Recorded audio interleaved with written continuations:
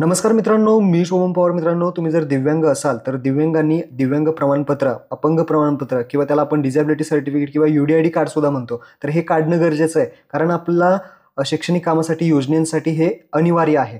तर यासाठी तुम्ही ऑनलाईन फॉर्म भरू शकता, अर्ज करू शकता ऑनलाईन आणि त्यानंतर तुम्ही ते अपंग प्रमाणपत्र मिळवू शकता. तर कशा पद्धतीने फॉर्म भरायचा या व्हिडिओमध्ये पाहणारे व्हिडिओ नक्की शेवटपर्यंत पहा. चॅनलवरती पहिल्यांदा आला असाल तर चॅनलला सबस्क्राईब करून ठेवा. तर चला मित्रांनो, व्हिडिओ सुरू करूया.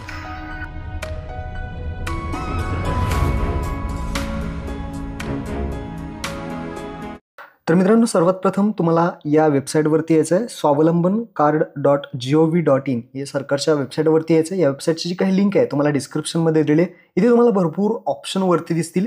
यामध्ये वरती आहे अप्लाय फॉर UDID या ऑप्शनवरती क्लिक करायचं आहे. क्लिक केल्यानंतर हे सगळं वाचून घ्यायचं आहे. खाली I have read terms and condition जे आहे ते ॲक्सेप्ट करून सबमिट करायचं. सबमिट केल्यानंतर इथं आल्यानंतर तुम्हाला भरपूर असे ऑप्शन दिसतील. एक जे काही ऑप्शन आहे ते समजून घ्या. पहिला पहा, I have never obtain any disability certificate UDID card through UDID portal. म्हणजे या पोर्टलमधून तुम्ही कोणतंही डिझॅबिलिटी सर्टिफिकेट UDID कार्ड काढलेलं नाही, तर तुम्ही पहिला ऑप्शन सिलेक्ट करायचा आहे. दुसरा आहे, I do not have disability certificate UDID card issue through UDID portal but I have disability certificate issue through other platform. जर डिझॅबिलिटी सर्टिफिकेट दुसऱ्या प्लॅटफॉर्ममधून दुसरीकडून कुठून जरी काढलं असेल तर हा दुसरा ऑप्शन सिलेक्ट करायचा आहे. त्यानंतर तिसरा आहे, I have apply for disability certificate UDID card but UDID application rejected. Apply केलं तर पण ॲप्लिकेशन रिजेक्ट झालं आहे, तर त्यांच्यासाठी तिसरा ऑप्शन आहे. त्यांच्यासाठी ती माहिती टाकून घेऊ शकतात. नंतर I have obtain disability certificate UDID card but require to new UDID card because disability certificate आहे तुमच्याकडे, पण ते जर एक्सपायर झालं असेल किंवा हरवलं असेल तर त्यांच्यासाठी हे ऑप्शन आहेत. त्यानंतर शेवटचं आहे, I have apply disability certificate UDID card but UDID application steel pending. आणि तुम्ही अप्लाय केले आणि ते पेंडिंगमध्ये आहे, तर त्यासाठी शेवटचं ऑप्शन आहे. तर आपण पहिलं ऑप्शन घेणार आहे. आतापर्यंत आपण कशातूनही काढलं नाही आणि कधी काही केलेलं नाही, त्यामुळे आपण पहिला ऑप्शन सिलेक्ट करूया आणि सबमिट करूया. सबमिट केल्यानंतर रजिस्ट्रेशन जो काही फॉर्म आहे तो ओपन होतोय. आता हा फॉर्म कशा पद्धतीने भरायचा नीट समजून घ्या. सर्वात पहिले पर्सनल डिटेल्स, ज्यामध्ये ॲप्लिकंट्स फुल नेम, इथे फुल नेम विचारलंय, इंग्लिशमध्ये टाकायचं इथे. आणि कसं टाकायचं आहे, आधार कार्डवरती जसं आहे त्याचं पूर्ण नाव टाकायचं आहे. त्यानंतर आता इथे एक ऑप्शन येतो मराठीमध्ये टाकायचा. तो कसा येईल, थोडं खाली यायचं आहे. खाली आल्यानंतर आपल्याला काय करायचं आहे, इथे आपल्याला महाराष्ट्र स्टेट निवडायचं आहे. महाराष्ट्र स्टेट निवडल्यानंतर पाहू शकता ॲप्लिकंट नेम इन मराठी इथे ऑप्शन आलेला आहे. तर इथे पेन्सिलच्या बटनावरती क्लिक करायचं आहे.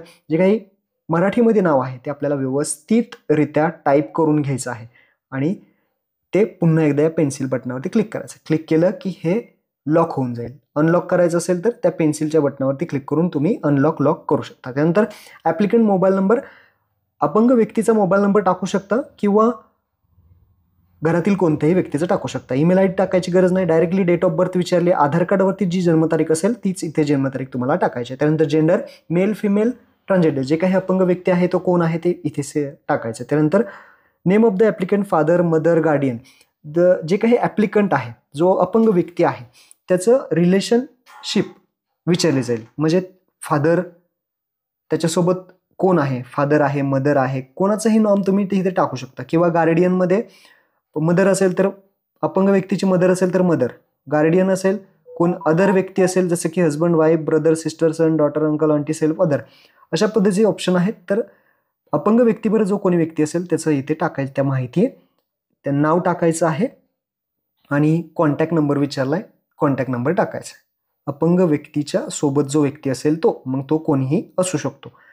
नाव टाकून खाली कॉन्टॅक्ट नंबर ऑफ गार्डियन किंवा तर इथे कॉन्टॅक्ट नंबर टाका. त्यानंतर फोटो, आता हा फोटो अपंग व्यक्तीचा अपलोड करायचा आहे. पासपोर्ट साईज हा 100 KB आतमध्ये असावा. आणि सिग्नेचर मॅन्डेटरी नाही, सोडून दिली तरी चालेल.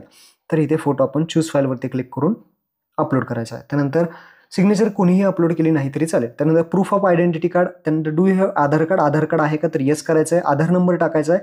आय अग्री या बटनावरती क्लिक करायचं आहे. त्यानंतर आयडेंटिटी प्रूफ आहे, ज्यामध्ये आधार कार्ड निवडायचं आहे. त्यानंतर अपलोड आयडेंटिटी प्रूफ, तर इथे आपल्याला PDF मध्ये सुद्धा टाकू शकता. 500 KB पर्यंत तुम्ही अपलोड करू शकता. अपंग व्यक्तीचा आधार कार्ड इथे तुम्हाला अपलोड करायचं आहे. त्यानंतर is the resident address as per Aadhaar कार्डावर जो ॲड्रेस आहे तो तुमचा रेसिडेंट ॲड्रेस आहे का, तर येस करायचं आहे. येस करून तुम्हाला थोडं खाली यायचं आहे. खाली ॲड्रेस फॉर करस्पॉन्ड विचारला आहे. तर जो काही तुमचा सध्याचा पत्ता असेल, जिथे तुम्ही राहता, तो ॲड्रेस तुम्ही इथे टाकू शकता. वेगळा टाकायचा असेल तर तुम्ही नो ऑप्शनवरती क्लिक करून तो टाकू शकता. तर इथे जो काही आधार कार्डवरती ॲड्रेस आहे तोच इथे टाकून द्या. जिथे राहताय तो टाकला तरी चालेल. त्यानंतर जिल्हा विचारलाय, स्टेट विचारलं आहे, आपला जिल्हा काय सिलेक्ट करायचा, त्यानंतर तुमचा जो काही तहसील असेल तो तहसील सिलेक्ट करा, त्यानंतर तुमच्या गावाचं नाव इथे शोधा, ते इथे सिलेक्ट करा आणि तुमचा जो काही पिनकोड आहे तो पिनकोड इथे सिलेक्ट करा. भरपूर असे पिनकोड इथे आलेले आहेत. त्यानंतर खाली यायचं आहे. खाली आल्यानंतर डिझॅबिलिटी डिटेल्स विचारले, ज्यामध्ये in case multiple disability please choose 2 or more. जर एकापेक्षा जास्त अपंगत्व असेल तर तुम्ही इथे ऑप्शन निवडू शकता. आता डिझॅबिलिटी ब्लाइंडनेस, लो विजन, तर हे इथे इंग्लिशमध्ये आहे. ब्लाइंडनेसमध्ये अंध असेल, लो विजन कमी दिसत असेल, हेअरिंग इम्पेअरमेंट म्हणजे इम्पेअरमेंट म्हणजे काय आहे, तर हेअरिंग म्हणजे ऐकायला येतं. लोकोमोटर डिझॅबिलिटी, पायाने वगैरे अपंग असेल. दुसरं काय असेल तर याचे तुम्ही जे काही इंग्लिश आहे, मेंटल असेल ते इंग्लिशमधलं तुम्ही मराठीमध्ये ट्रान्सलेट करा आणि त्यानंतर ते ऑप्शन सिलेक्ट करा. जे काही अपंग व्यक्ती आहे तो कशामध्ये नेमका अपंग आहे ते इथे तुम्हाला त्याचे डिझॅबिलिटी टाईप सिलेक्ट करायचे. तर इथे अशा पद्धतीने तुम्ही ते सिलेक्ट करा. एकापेक्षा जास्त असेल तर ते सुद्धा टाकू शकता. त्यानंतर डिझॅबिलिटी ड्यू टू कशामुळं डिझॅबिलिटी अपंगत्व आले, ॲक्सिडेंट झालाय का, डिझीज झालाय का, इन्फेक्शन का, मेडिसिन का अन्य काही, तर ते तुम्ही ऑप्शन इथे सिलेक्ट करू शकता. डिझॅबिलिटी बाय बर्थ, जन्मापासनं हे डिझॅबिलिटी आहे का, अपंगत्व जे आहे ते जन्मापासनं आहे. जन्मापासनं जर असेल तर तुम्ही इथे येस ऑप्शन सिलेक्ट करू शकता. इथे पहा, आपण हे डिझीज सिलेक्ट केलं आहे, इन्फेक्शन, ठीक आहे, इन्फेक्शन. हां, तर डिझॅबिलिटी बाय बर्थपासनं झाले, जन्मापासनं झाली असेल तर येस, नसेल झाली जन्मापासनं तर नो.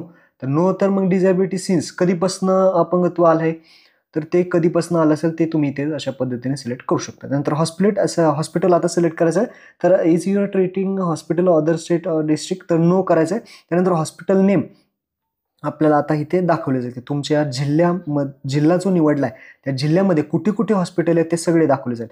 यापैकी कोणतंही एक तुम्ही सिलेक्ट करू शकता.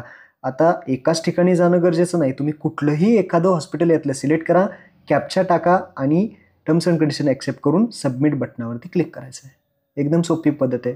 हे जे हॉस्पिटल आहे ते जे सिलेक्ट केलं आहे आपण त्या ठिकाणी आपल्याला मेडिकल चेकअपसाठी जावं लागतं. तर सबमिट आपण करूयात. आता सगळी माहिती भरून घेतली आहे. सबमिट केलं की प्रिव्ह्यू येतो, जे काही तुम्ही माहिती भरलेली आहे एकदा सगळी चेक करून घ्या, मराठीमध्ये नाव पाहून घ्या, सगळी फोटो, त्यानंतर ॲड्रेस वगैरे सगळी माहिती चेक करा आणि त्यानंतर फायनल सबमिटवरती क्लिक करा. एडिट करायचं असतं, एडिटसुद्धा करू शकता. फायनल सबमिटवरती क्लिक केलं की तुमचा फॉर्म इथे सबमिट झालेला आहे.